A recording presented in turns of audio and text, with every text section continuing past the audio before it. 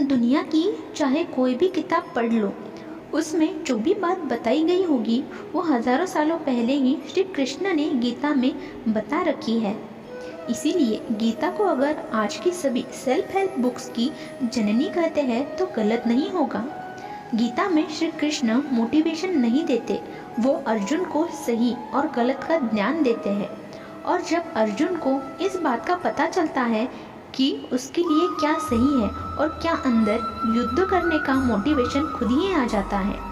इसीलिए इस वीडियो में मैं जो भी मोटिवेशन नहीं देने वाला, मैं बस आपको गीता की 21 सबसे अनमोल सीख देने वाला हूँ, जिनसे आपको इस बात का ज्ञान होगा कि ज़िंदगी में क्या चीज़ सही है और क्या गलत। तो बने रहिए वीडियो में अंत तक। गीता में भगवान श्री कृष्ण कहते हैं, जो सरलता से मिलता है उसका महत्व नहीं रह जाता। अक्सर खो देने के बाद ही समय, व्यक्ति और संबंध के मूल्य का आभास होता है। ईश्वर सिर्फ रास्ता दिखा सकते हैं, लेकिन उस पर चलना तो आपका काम है। और वास्तविकता में अगर आप चलना ही नहीं चाहते तो फिर ईश्वर को दोष देना गलत है।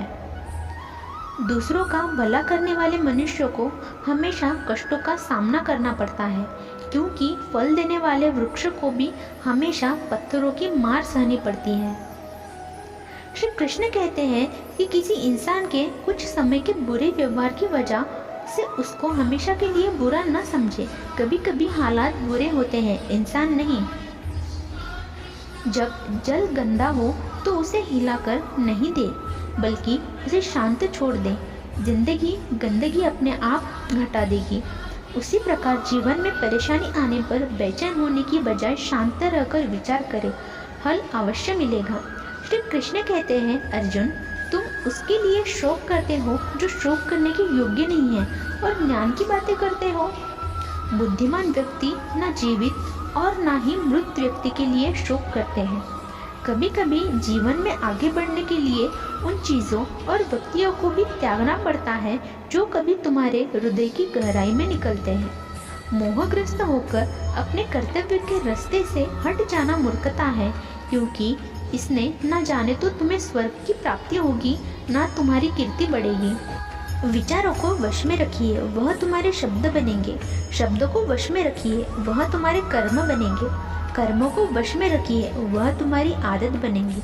और आदत को वश में रखिए, वह तुम्हारा चरित्र बनेंगे। और चरित्र को वश में रखिए, वह तुम्हारा भाग्य बनेंगे।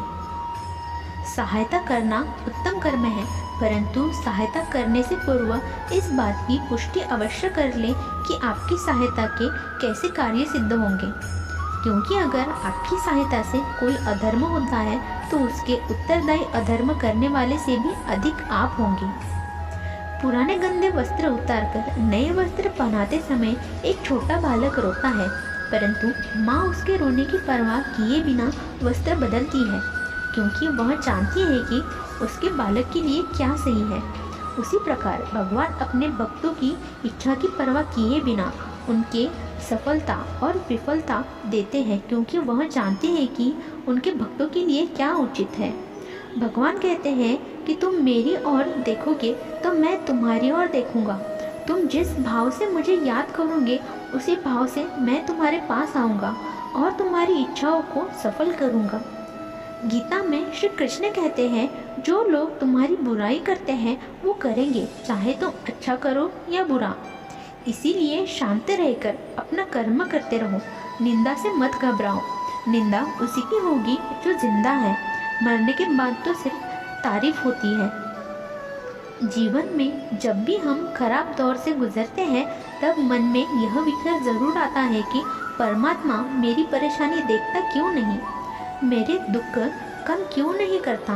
पर याद रखना, मिन्नतों जब परीक्षा चल रही होती है तब शिक्षा होती है। कभी भी अपनी हार मानने से पहले एक आखिरी प्रयास ज़रूर लेना, क्योंकि उस समय आपके प्रयास के साथ साथ आपका अनुभव भी आपके साथ देगा और आप ज़रूर सफल होंगे।